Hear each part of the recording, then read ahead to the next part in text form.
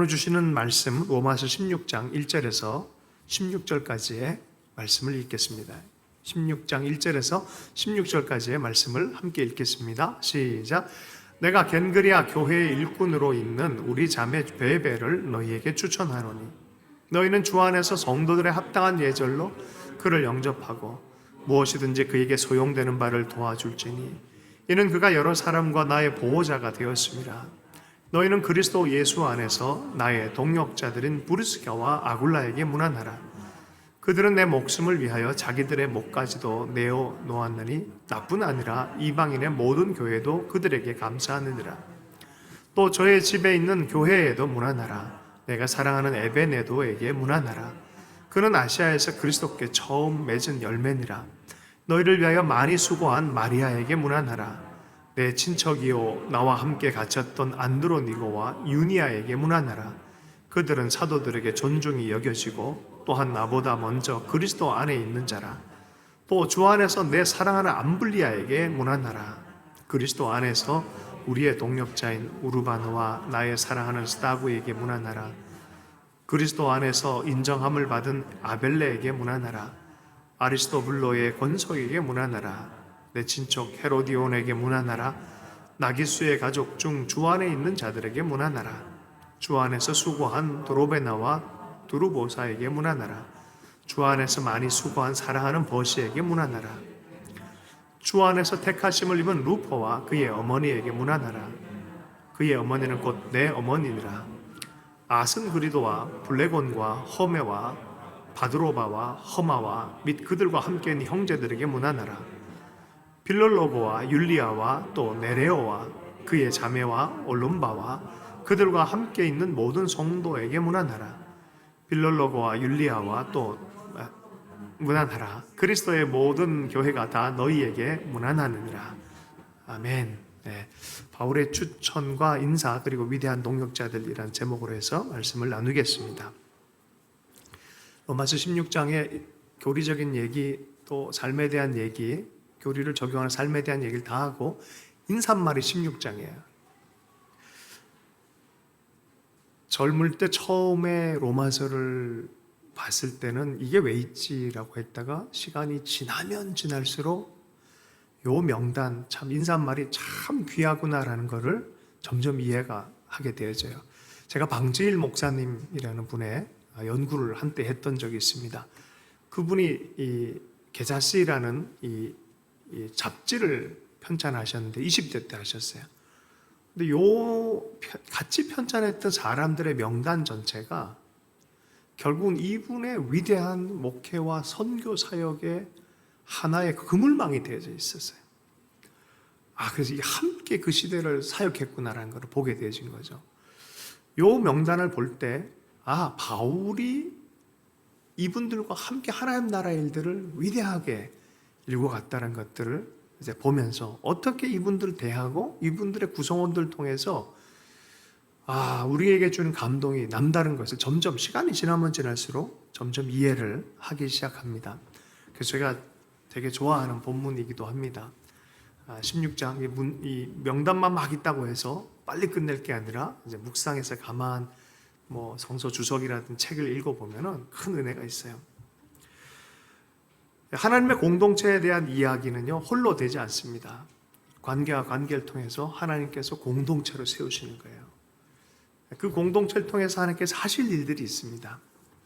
오늘 본문의 말씀에 들어가서 함께 보도록 하겠습니다. 16장 1절에서 2절까지의 말씀입니다. 함께 읽습니다. 시작. 내가 겐그리아 교회의 일꾼으로 있는 우리 자매 베베를 너희에게 추천하노니 너희는 주 안에서 성도들의 합당한 예절로 그를 영접하고 무엇이든지 그에게 소용되는 바를 도와줄지니 이는 그가 여러 사람과 나의 보호자가 되었음이니라. 겐그리아는 고린도 지역이에요. 고린도 지역에서 겐그리아 항구 쪽에서 로마서를 쓰고 있는 것이 바로 바울의 입장이에요. 로마서를 어떻게 썼다고요? 복음이 무엇인지를 확정하면서 로마에 다시 한번 그 복음에 대해서 강조하고 너희들 다 알고 있지만 이 복음에 대해서 명확하게 좀 하자. 나도 여기에 내 삶을 헌신하고 있다라고 얘기를 하죠. 그리고 나서 예루살렘을 먼저 교회에 헌금을 전달해주고 예루살렘을 뒤로 갔다가 다시 로마에 너희들에 꼭 가서 너희들과 함께 교제를 나누다가 스페인 선교로, 땅끝 선교로 내가 정말 가기를 원한다. 너희들이 파송해 줬으면 좋겠다라는 것이 바로 지난 시간의 이야기였습니다.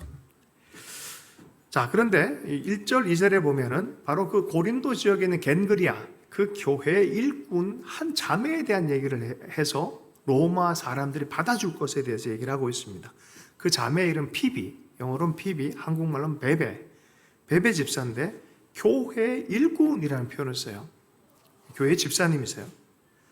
이때 당시에 교회 집사들은 뭐 교회가 있거나 건물이 있거나 그러지 않았어요. 가정교회에서 모였었고 보통 학자들이 이 베베의 집에서 교회가 있었다는 거죠.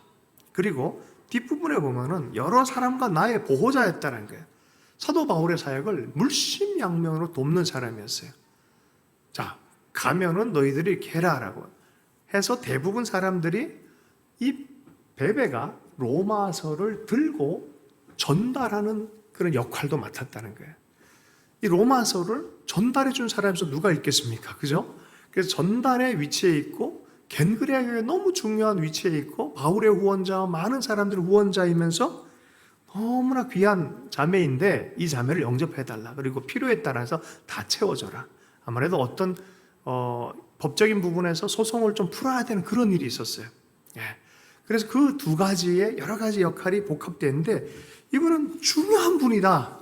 잘 섬겨줬으면 좋겠다라고 하는 것이 추천에 대한 얘기예요. 그리고 나서 실질적으로 3절부터 16절까지는 로마 교회 교인들에게 한 명 한 명 이름 불러가면서 아마 욕구기 정도좀 될 것 같아요. 다 불러가면서 인사를 전하는 것이 바로 이 인사말이에요.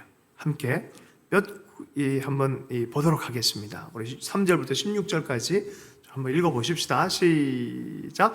너희는 그리스도 예수 안에서 나의 동역자들인 부르스가와 아굴라에게 문안하라. 그들은 내 목숨을 위하여 자기들의 목까지도 내어놓았으니 나뿐 아니라 이방인의 모든 교회도 그들에게 감사하느니라. 또 저의 집에 있는 교회에도 문안하라. 내가 사랑하는 에베노에도 문안하라. 그는 아시아에서 그리스도께 처음 익은 열매니라. 너희를 위하여 많이 수고한 마리아에게 문안하라. 내 친척이여 나와 함께 갇혔던 안드로니고와 유이아에게 문안하라. 그들은 사도들에게 존중이 여겨지고 또한 나보다 먼저 그리스도 안에 있는 자라. 또 주 안에서 내 사랑하는 암블리아에게 문안하라. 그리스도 안에서 우리의 동역자인 우르바노와 나의 사랑하는 스타구에게 문안하라. 그리스도 안에서 인정함을 받은 아벨라에게 문안하라. 아리스토블로의 권속에게 문안하라. 내 친척 헤로디온에게 문안하라. 나기수의 가족 중 주 안에 있는 자들에게 문안하라. 주 안에서 수고한 드로베나와 드로보사에게 문안하라. 주 안에서 많이 수고하고 사랑하는 버시에게 문안하라. 주 안에서 택하심을 입은 루포와 그의 어머니에게 문안하라. 그의 어머니는 곧 내 어머니니라. 아순그리도와 블레곤과 허메와 바드로바와 허마와 및 그들과 함께 있는 형제들에게 문안하라.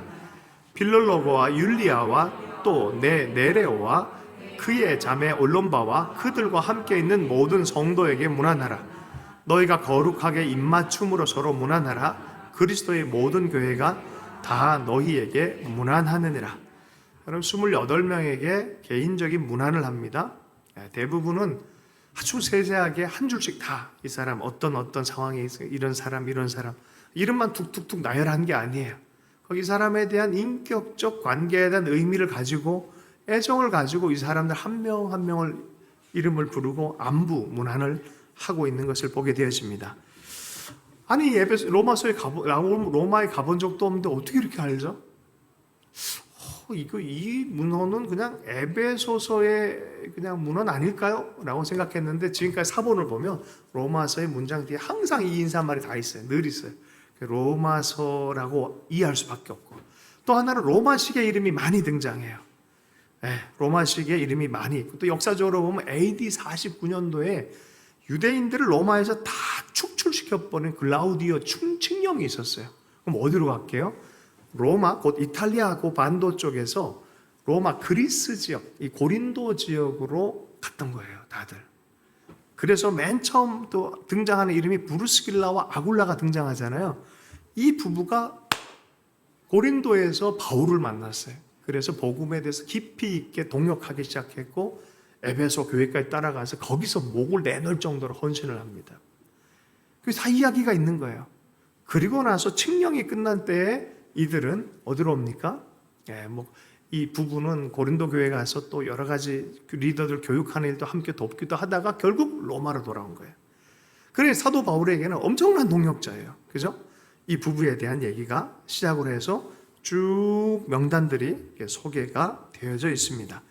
엄청 다양해요. 유대인이 있고 이방인인데 이방인 중에는 헬라인, 로마인 뭐 다 있습니다.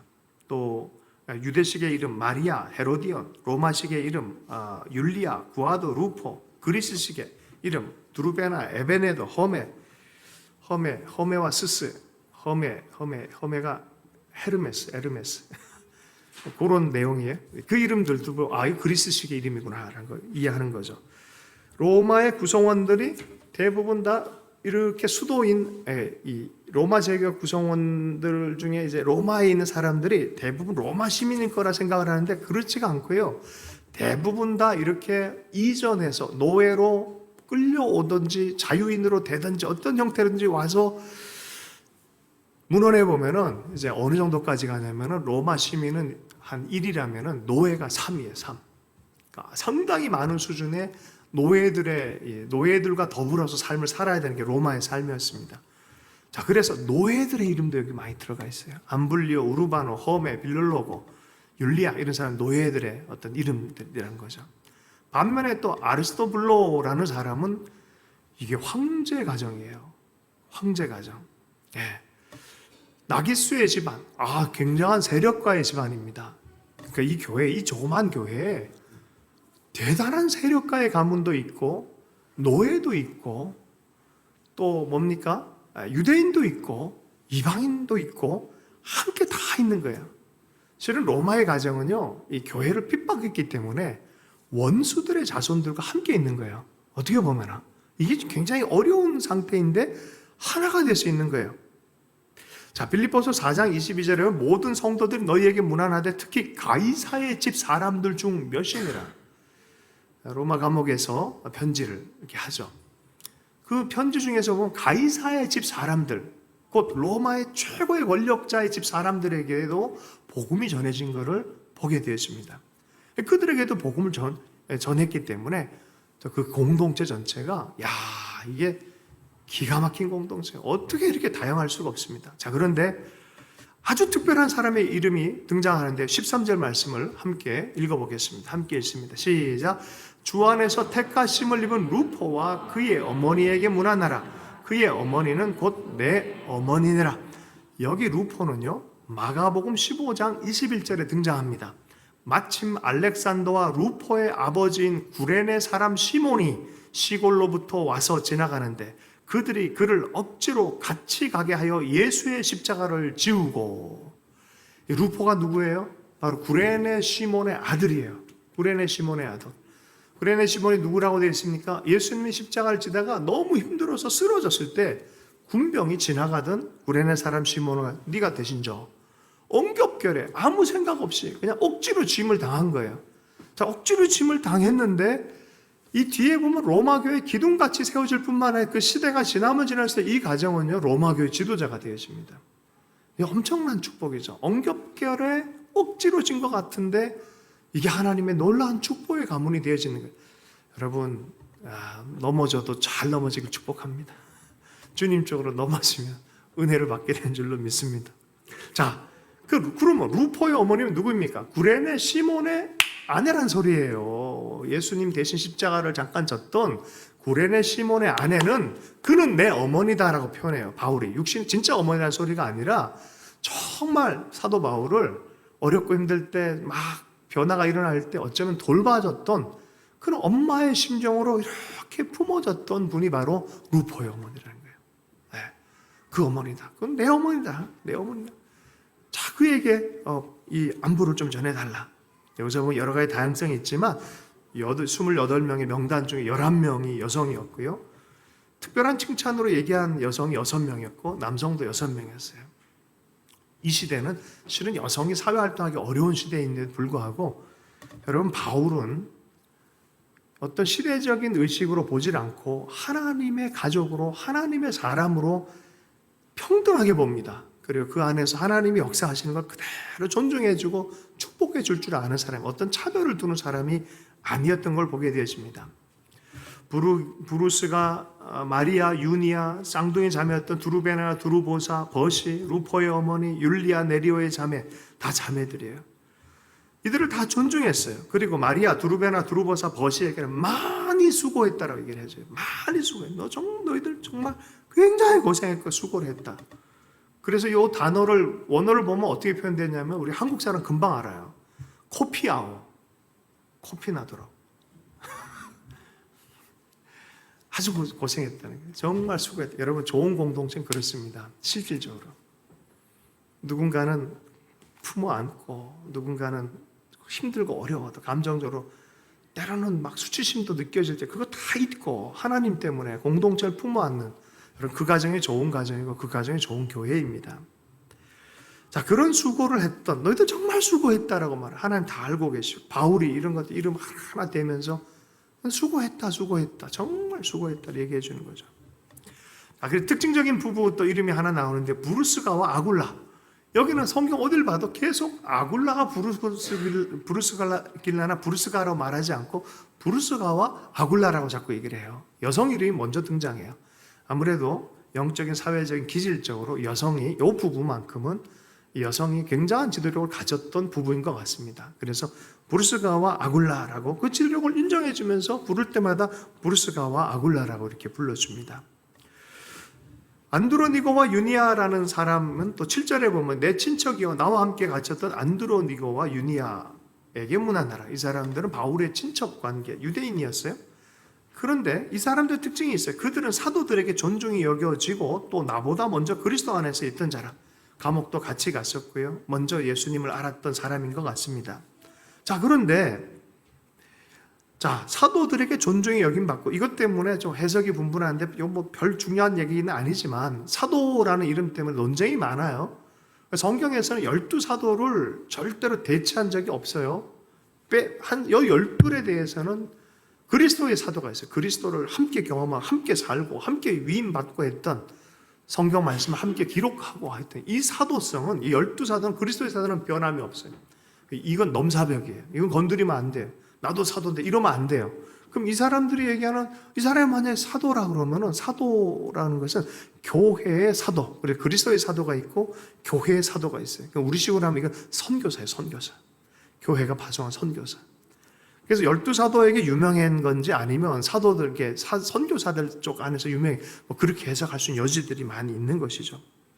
어쨌든 바울에게 보면은 다양성이 있었고 남성 우월주의는 찾아갈 수도 없어요. 이 당시를 생각해보면 정말 놀라운 거예요. 여성의 수가 교회가 6대4의 비율이에요. 우리 한국이. 총대는 100대 1이에요. 99대 1이에요. 여성 총대 1명. 남성 총대 99. 우리 교회 지도자 뭐 이런 모임 가격은. 사실 1세기의 교회는 그러지 않았거든요. 여성들을 온전히 하나님 성령의 역사하면 그냥 그대로 인정해주고 함께 연합하고 조화를 이룰 수 있는 이제 그런 지도력들을 보여주고 있는 것이죠. 자, 로마 교회에 계속해서 좀 보면요. 다른 본문을 보면 갈라디아서 3장 28절의 말씀에 보면 너희는 유대인이나 헬라인이나 종이나 자유인이나 남자나 여자나 다 그리스도 예수 안에서 하나이니라. 사도 바울의 의식을 보십시오. 이게 그냥 듣기 좋게 말한 게 아니에요. 인식에 좋게 말한 게 아니라 삶의 현장이에요. 사도 바울은 유대인이나 헬라인이나 종이나 자유자나 높은 데 있으나 낮은 데 있으나 여자나 남자나 다 그리스도 예수 안에서 하나다라는 걸 얘기를 하는 거예요. 여러분 복음 안에서 예수 안에서 주 안에서라는 표현을 쓰고요. 자매, 형제, 가족의 언어를 쓰고요. 사랑하는 나의 사랑하니라는 사랑의 가족의 그 마음 안에서 주 안에서라는 단어를 쓰는 거예요. 이게 공동체의 원리예요. 이게 가족의 원리고 교회의 원리가 돼야 돼요. 여러분, 오늘 설교가 아주 아쉬워요. 왜냐하면 우린 보통 30분, 40분 설교만 다 일주일에 듣잖아요. 그런데 이거는 마음에 잘 새기면 우리 평생 써먹을 수 있는 놀라운 영적 진리가 여기 있기 때문에 이게 막 그런 마음이죠. 기도하고 왔어요. 정말 기도 하나님, 어떻게 하면은 우리의 신앙을 왜곡하면 안 돼요. 관계 안에서 사랑의 관계가 없는 신앙은 가짜 신앙이에요. 관계성이 없는 신앙은 다 가짜 신앙이에요. 절대로 혼자서 사랑과 섬김의 영성을 가질 수가 없습니다. 절대로 그래요. 그런데 언제 우리가 사랑과 희생을 얘기할 수 있습니까? 섬길 수 없는 대상을 향해서 섬길 때 우리는 그것을 저 사람의 사랑이 있나 보다라고 느끼지 않아요? 아이를 엄마가 임신하면요, 사실은 사랑하지 말라 그래도 아이 위주로 호르몬이 다 변해버려요. 몸도 그렇게 변해버려요. 제가 예전에 미장원에 갔다가 너무 은혜를 받았어요. 만삭인 자매님 머리를 깎아주는데 전깃줄에 걸려가지고 뒤로 넘어지는데 이거 큰일 난 거예요. 근데 아이 먼저 감싸더라고요. 탁 감싸고 거의 완벽한, 제가 후방낙법이었어요. 완벽하게 안전하게 아이부터 딱 하더라니까요. 그건 하지 말라고 그래도. 진짜 생명을 품고 있는 영성은요, 그렇습니다. 관계의 영성 안에 자기 존재가 만들어진 사람들이에요. 새로운 존재가 된 사람들이에요. 예수 믿는 건 그런 거예요. 예수 믿는 생각을 받아들이고 개념을 받아들이고 관계가 없이 혼자면 절대 그럴 수 없습니다. 그런데 진짜 신앙은 바로 이런 연합, 사랑, 말도 안 되는 사람들을 사랑하고 함께 할 수 있는, 이것이 진짜 신앙의 열매여 보여지는 거란 거예요. 여러분, 그렇게 할 수 있는 여러분, 우리가 모두가 됐으면 좋겠습니다. 성경 자세히 보면요, 3절, 9절, 또 4절, 7절에 서로가 동역자다란 말을 하고 함께 고난을 받았다란 말이에요. 전우회가 있잖아요. 전우회, 그죠? 살아온 전우회가 있다고 그런 표현을 많이 쓰는데, 목숨 걸고 하나 되어서 싸운 이게 있다는 거예요. 함께 고난당하고. 왜 고난당합니까? 생명과 사랑을 위해서 우리가 이 전우의 애를 발휘하는 거죠. 믿음의 전우회가 있길 축복합니다. 이런 가정, 이런 교회는 하나님의 생명력이 계속 출렁출렁하기 시작하는 거죠. 요새는요, 공동체가 무너지고 있다 그래요. 실로 함께하는 법을 잃어버린 시대, 개인주의 시대가 온 세계 한 우리 시대의 문화가 돼버렸다 그래요. 개인적으로 내 편이, 내 위주 좋죠. 그런데 이 개인화가 나쁜 건 아니에요. 개인적인 것과 함께 가는 것이 조화를 이루어야 되는데, 이게 개인적인 것만 편리와 편의를 따져가다 보니까 공동체를 상실해버린 시대가 됐어요. 배려해주다가 사람 배려버려요. 이게 배려를 너무 해줘도 문제예요. 그건 사랑을 기반으로 해서 배려를 해줘야 돼요. 아이들을 배려해준다 그래서 아이들 좋은 대로 마음 불편하다고 해서 나쁜 것 설탕만 계속 준다고 생각해봐요. 그럼 애 어떻게 돼? 이빨 다 썩잖아요. 그건 배려가 아니에요. 사랑 안에서 최선을 다해주는 게 배려예요.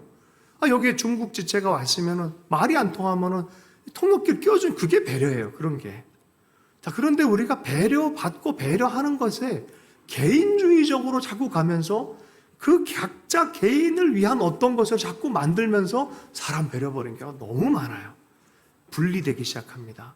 정말 우리에게 필요한 건 공동체적인 삶이고 사랑인데도 불구하고, 함께 사는 것인데도 불구하고 개인적인 것에 익숙해지다 보니까 함께 거하는 법을, 살아가는 법을 잊어버리고 문제가 많이 발생했다는 거예요. 여기서 보세요. 너무 많은 다른 사람들끼리, 어떤 사람들과 있는 게 좀 편합니까? 코드에 맞는 사람과 함께 있는 게 편하지 않습니까? 우리 교회는 그래도 건강한 것 같아요. 할렐루야. 계속 건강할 수 있었으면 좋겠어요. 달라도 어떻게 이렇게 다릅니까? 정말 다양하고 달라요. 그런데 이게 바로 복음 안에서 건강한 교회에 대한 표지라는 거예요. 건강에 대한 표지라는 거예요. 숲을 만드는 표지라는 거예요. 큰 나무만 있으면 절대 다른 나무 못 삽니다. 숲을 이루는 거예요. 다양한 식물들이 자라나기 시작하고 동물도 오기 시작하고 숲을 이루려면은 품이 되어주는 거죠. 다름에 대해서 복음 안에서, 예수 사랑 안에서 품어내는 거죠. 서로가 서로를 향해서 그렇게 공간을 마련해주는, 이게 바로 공동체. 로마 교회는 이 복음의 강력함이 있었구나. 어떻게 이렇게 다른 사람들이 연합을 할 수 있을까? 이질성이 어떻게 보면 교회의 본질이에요. 너무 내 코드, 내 생각, 내 문화만 고집하다 보면 복음과 반대로 가는 걸 보기 시작합니다. 내 편한 것만 쏙 찾아가면 결국 골방에 들어갑니다. 거기서 사람 만날 수도 없어요. 만나지 못하면 인생은요 죽습니다. 계속해서 마음을 열어놓고 사랑 안에서 연합하는 법을 배워야 돼요. 요한계시록 7장 9절의 말씀에 보면은 이루에 내가 보니 각 나라와 족속과 백성과 방언에서 아무도 능히 세울 수 없는 큰 무리가 나와 흰옷 입고 손에 종려나무 가지를 들고 보좌 앞과 어린 양 앞에 서서 찬양합니다. 다 다른 민족이고 다 다른 방언이고 다 다른 백성들이 모여 있는 거예요. 여러분, 구약의 비전에서는 사자와 양이 함께 머무는 거예요. 어떻게 함께 머물러요? 머무는 거예요. 어떻게? 하나님의 가족이 됨으로, 하나님의 관계 안에서 평강을 누림으로 함께 머문다는 거예요. 미국의 어떤 교회에 가보니까 그런 얘기가 있어요. 변호사와 노숙자가 같은 줄에 앉아서 같이 예배를 드리고 있어요. 참 복음의 능력이다. 굉장히 이질적인데 한 자리로 어떻게 이렇게 하나 될 수 있을까?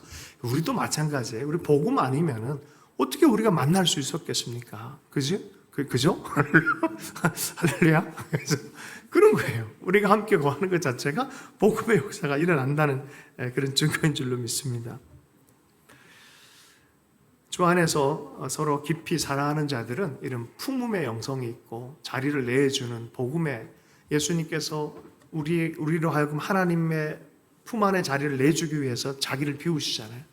그리고 우리를 품어주시고, 그 품음으로 하나님 품을 우리가 발견하고 그 공동체 안에 들어간 것처럼 누군가가 다가올 때 다르고 속상하고 때로는 원수일지라도 품어 안고 자리를 내주는, 여러분, 그래서 그렇게 다른 사람들, 할 수 없는 사람들 연합해서 악수를 하고 인사를 하는 것 자체가, 그래서 그건 거룩하다라고 말하는 거예요. 여러분, 거룩에 대해서 종교화된 걸 거룩이라고 하지 않아요. 레위기를 읽어보면 충격적인 게 있어요. 나도 거룩하니 너희도 거룩하라 말씀하신 다음에 밭 경작해서 추수할 때 기퉁에다 남겨둬라. 이게 거룩이에요. 이게 거룩이에요. 왜요? 가난한 자를 위해서, 옆에 있는 사람, 소수를 위해서 굶어 죽지 않도록. 그리고 모른 척 해라. 때로는 모른 척 해주는 것도 사랑이에요. 그들이 자존심 지키고 이렇게 품어 안을 수 있도록, 살아갈 수 있도록. 여러분, 이게 복음의 삶이에요. 예수 믿는 삶이에요. 예수 믿는 거를 이상한 종교화를 자꾸 만들지 마세요. 관계 안에서, 그리스도 안에서 살아가는 관계예요. 그러면 그 신앙은 어디서 드러납니까? 내 가정 안에서 드러나는 거예요. 또 누구 안에서 드러납니까? 우리 안에서 드러나는 거예요. 할렐루야. 옆 사람을 바라보시며 너는 내 가족이다. 너는 내 사랑의 대상이다. 그러면서 열심히 노력하는 거예요. 가끔 결혼하시는 분들에게 제가 얘기하는 예화가 있어요. 나이 드신 부부인데 할머니, 할아버지가 막 싸워가지고 삐졌다 그랬잖아요. 우리 가끔 되게 기억하시는 분 있을 거예요. 삐졌어요. 열이 서로 막 받아서 이렇게 벤치에서 둘이서 이렇게 앉아있어요. 돌아서서 앉아있어요. 삐져 있어요. 할아버지가 얼굴이 붉어요. 할머니도 완전히 삐져 있어요. 근데 비가 내려요. 근데 우산은 하나밖에 없어요. 할아버지가 갖고 있어요. 근데 할아버지가 어떻게 해요? 할머니한테 씌워주고 이러고 삐져 있어요. 감정에 상관없이 옳은 일을 하는 거예요. 감정에 상관없이 내가 마땅히 해야 될 사랑의 일을 하는 거예요. 사랑은 오래 참고 여러분이 생명을 살리는 일을 하는 거예요. 그러니까 이건 거룩한 일이에요. 이게 거룩한 입맞춤이에요. 그때 당시에는 입맞춤이 인사법이지만 우리 식으로 하면 야, 거룩하게 악수해라. 거룩하게 카톡해라. 할렐루야.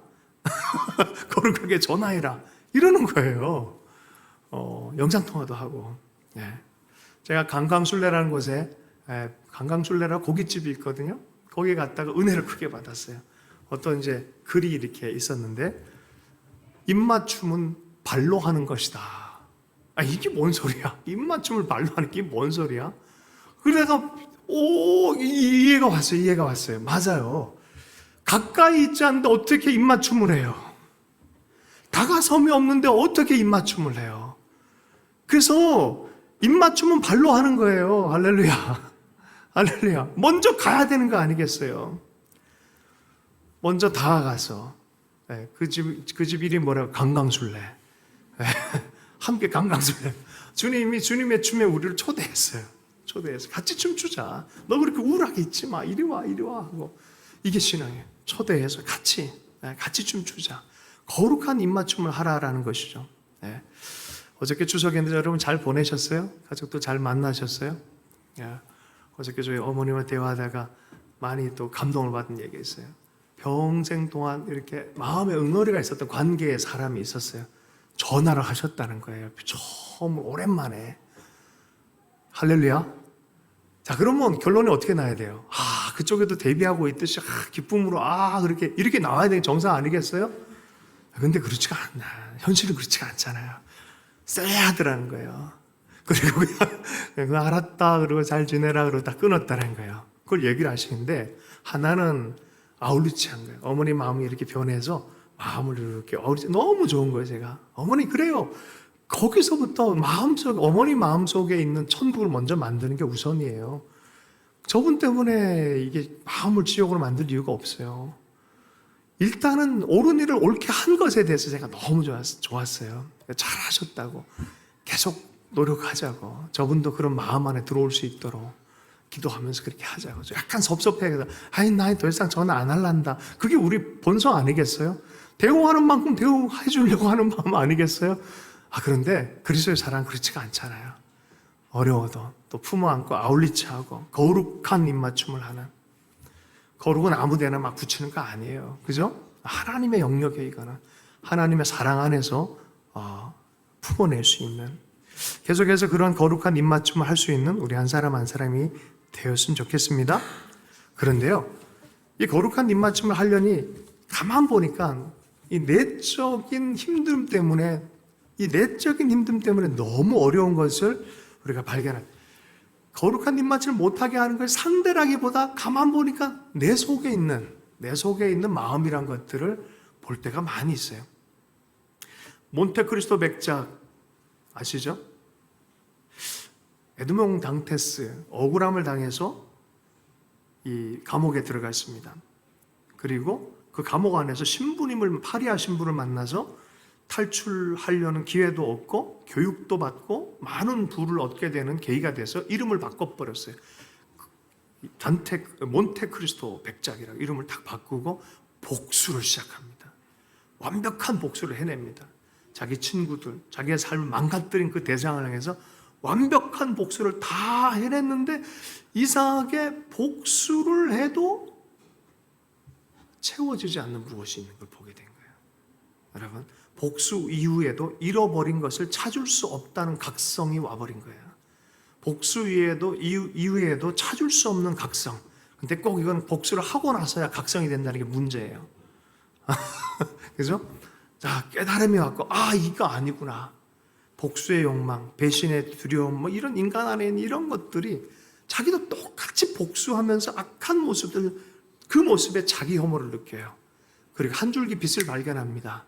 자기를 향해서 끊임없이 사랑으로 다가왔던 한 그 자매, 그리고 그 다음 세대의 넥스트 제너레이션을 보면서 편지를 해줘요. 그러면 삶을 원망과 분노로 망치지 말고 아름다운 가정 이루라, 신혼여행 떠나는 이 젊은 가정에게 딱 한마디 남깁니다. 그게 아주 유명한 대사가 됐어요. 그게 뭐냐면 기다리라, 희망을 가지라. 기다리라, 희망을 가지라 하면서 희망과 사랑의 메시지로 끝나는 게 몬테크리스토 백작 2000페이지 소설입니다. 그거를 이렇게 만들어 놓은 책이 또 팔아요. 저를 따라서 해보겠습니다. 기다리라, 희망을 가지라. 한 얘기로도 이제 말씀을 마무리하겠습니다. 여러분, 보니까 결국 내 내면 안에서 공동체성을 준비할 만한 이 마음밭이 너무 중요하다는 것을 깨달은 거예요. 내가 복음 안에 온전히 머물고, 오늘 보세요. 그리스도 안에서 가족의 사랑으로 그리스도 밖에 있으면 절대 연합을 이루지 못합니다. 그리스도 밖에 있으면 가정이 아무리 좋다 싶어도 위기가 생기면 위기가 너무 심해집니다. 그리스도 안에 머무는 것이 얼마나 중요한 것인지 이해할 필요가 있습니다. 내 속에 마음의 뿌리를 어디에 두느냐가 연합을 일궈내고 건강한 공동체를 일궈낸 키구나라는 것을 발견하기 시작합니다. 여러분, 하나님 안에 건강한 영원한 공동체, 가정, 교회를 꿈꿀 수 있길 축복합니다. 내가 가는 곳마다 그러한 역사, 공동체들이 많이 일어나기를 꿈꿨으면 좋겠습니다. 2017년도에 영화가 하나 나왔는데 마인이라는 영화였어요. 지뢰라는 뜻입니다. 지뢰. 여기 안에는 자기 자신 안에 트랩에 빠진, 자기 마음 깊은 곳에 트랩에 빠진 병사의 모습을 심리학적으로 그려내는데, 이 병사는 중동의 전쟁터에 스나이퍼로 파송을 받았다가 어떻게 하다 보니까 쥐레를 밟아버린 거예요. 근데 사실 이 쥐레가 자기 내면 안에 있는 아픔의 쥐레인 거죠. 이게 같이 이렇게 돌아가면서 이 영화가 진행이 되어집니다. 이 젊은 병사가 이 쥐레를 때문에 죽는 거예요, 이제는. 근데 본부랑 교신을 하는데 뭐 52시간 이상을 기다려야 되는 상황인 거야. 이거 죽게 생겨. 밤이 되는데 늑대가 다가오고 뭐 여러 가지 막 환각도 막 며칠 시간이 지나니까 환각도 보이고, 그러다가 죽으려고 그랬는데 베르베르인이 딱 나타나서 야 하면서 얘기를 막 합니다. 좀 도와달라. 그랬더니 야 너 좀 걸어와라. 아니다. 나의 한 걸음이 나의 삶의 마지막이 될 거야. 난 못 걷는다. 이렇게 꿇고 한쪽 발은 디디고 이러고 있는 거예요. 이러고 나는 못 걷는다. 다음 걸음 걸으면 난 죽는다. 나의 한 걸음이 마지막이 될 거다. 베르베린이 이렇게 얘기합니다. 모든 너의 한 걸음이 마지막 걸음이 될 수 있어. 오늘이라고 해서 뭐가 다르지? 자유인이 되라. 너는 살아야 돼. 라고 하면서 자유의 발걸음에 대해서 얘기를 합니다. 이게 환각인지 진짜인지 모르게 영화를 기가 막히게 만들어놔요. 자, 그러다가 결국은 마지막에 용기를 내서 발을 딱 떼는데 그 캔이 쥐레가 아니라 캔이었어요. 캔 안에 병사 인형, 별것도 아닌 병사 인형, 대적의 두려움. 어쩌면 우리 삶이요, 아울리지를 못해요. 밖으로 나가지만 사랑에 아울리지를 못해요. 이 형제가, 아버지가 늘 엄마 폭행하고 그런 모습에 자라났고, 사랑하는 여인이 있었는데 엄마가 죽자마자 그 삶을 용감하게 대면하고 살아가야 되는데 도망가듯이 군사가 돼서 여기 온 거예요. 그리고 지뢰를 밟아버렸어요. 지뢰를 밟는 도중에 자기 내면이 살펴지는 거죠. 기가 막힌 영화예요. 마인. 마인. 오늘 집에 가서 보시던지. 자, 그리고 한 발을 딱 디딘 그 발로 깨달음이 온 거예요. 이 내면의 문제였구나. 그리고 가서 곧바로 돌아올 때, 고개 돌아올 때 지뢰를 밟았던 그 발 자세 그대로 한 발을, 무릎을 꿇고 그 사랑하는 여인에게 프로포즈하는 장면으로 마무리가 되어집니다. 여러분, 어디에 발을 디딜 것입니까? 어떤 공동체를 지향하고 발을 디딜 겁니까? 어떤 가정을 지향하고 발을 디딜 겁니까? 지뢰를 탁 밟고 두려움에 떨면서 모든 것이 앞으로 다가올 짐승처럼 여기가 죽이려고 그러고 두려워하고 경계하면서 할 것입니까? 아니면 예수 그리스도의 사랑에 깊이 불이 내려져서 상대의 환경에 상관없이 하루라도 사랑하는 존재로 아울리치하며 살아가겠습니까? 여러분, 로마의 공동체는요, 이 복음 안에 충분한 사랑의 사연을 갖고, 완벽하지도 않아요. 어느 공동체, 어느 가정이 늘 과정 안에 있죠. 그러나 이러한 공동체였다는 것을 이렇게 서신을 통해서 우리가 이해할 수 있습니다. 우리 삶 안에 이러한 좋은 사랑의 가정, 또 교회 만들어가는 믿음의 사랑의 발걸음을 내딛는 자유한, 진짜 복음 안의 자유한, 우리가 복음의 자유를 배웠잖아요. 어떤 율법이나 어떤 종교 아니다. 그거 다 갇혀 있는 것. 자유의 자라. 예수 그리스도의 자유 안에서 사랑의 존재로, 믿음의 존재로 아울리치해라라고 배웠잖아요. 그렇게 만들어갈 수 있는 삶의 지혜자가 됐으면 좋겠습니다. 주신 말씀 붙들고 잠시 기도하도록 하겠습니다. 그렇게 기도하십시다. 하나님, 복음의 삶을 살길 원하고 우리가 거룩한 입맞춤으로 서로 무난하라 했는데, 이렇게 우리 삶에 있는 한 사람 한 사람 거룩한 입맞춤을 할 수 있는 주님의 사람들 되길 원합니다. 복음의 삶을 살겠습니다. 헌신의 기도 함께 드리도록 하겠습니다. 함께 기도합니다. 하나님 아버지, 내 삶 안에 그리스도의 공동체, 그리스도의 나라가 더욱이 많은 것을 보기를 원합니다. 우리의 삶의 현장, 가정 안에 아버지 하나님 공동체 안에 우리가 가는 곳마다 거룩한 입맞춤으로 그리스도의 사랑으로 전달하며 사는 자가 되기를 원하고, 지뢰를 밟고 두려워하며 사는 것이 아니라 사랑의 자유 안에서 사랑의 굳건하게 뿌리 내려서 우리가 아버지 하나님 오픈하고 나아가며 품어내며 사랑할 수 있는 자유자가 될 수 있도록 역사하여 주시옵소서. 복음 안에 참된 사랑의 자유자가 될 수 있도록 은혜 허락해 주실 때 오늘도 발돋움이 있게 해 주십시오. 우리 가정 안에 우리 개인 지체의 삶 안에 하나님 믿음과 소망과 사랑의 발돋움이 나타날 수 있도록 은혜 허락하여 주시옵소서. 감사합니다. 예수님을 축복하며 기도했습니다.